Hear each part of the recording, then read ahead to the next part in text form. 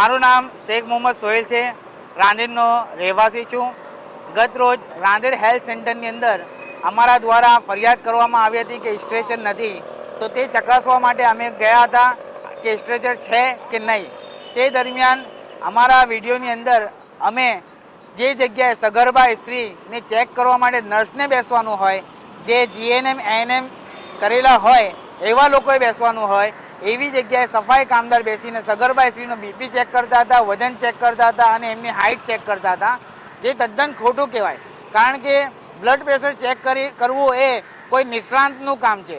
એની અંદર કંઈ ખોટું લખાઈ જાય તો એ ખોટાના કારણે ડૉક્ટર ખોટી દવા લખી આપે અને બે લોકોના જીવની ઉપર જોખમ આવે, એક માતા અને એના પેટમાં જે બાળક છે એ, એટલે કે મેડિકલ નેગ્લેન્સી થઈ શકે એવી પરિસ્થિતિ હતી, એટલે લોકોના જીવ જોખમમાં છે।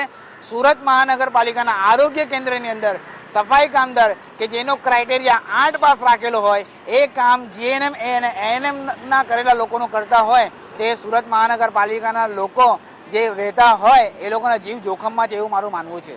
અધિકારીઓ શું કે તમે વાતચીત કરી હતી? અધિકારી ટંડેલ સાહેબ સાથે મારી વાત થઈ, એમણે જણાવ્યું હતું કે આજે ભીડ વધારે છે એટલે એમને હેલ્પમાં બેસાડેલા છે, પરંતુ વિડીયોની અંદર જેવી રીતના જોઈ શકાય છે એ તદ્દન જુદી વાત છે। આજે પણ જ્યારે હું તમારી સાથે વાત કરું છું ત્યારે પણ એ સફાઈ કામદાર એ જ જગ્યાએ બેસીને સગર્ભા સ્ત્રીઓની તપાસ કરી રહી છે અને હું જાતે હમણાં જોઈને આવ્યો છું।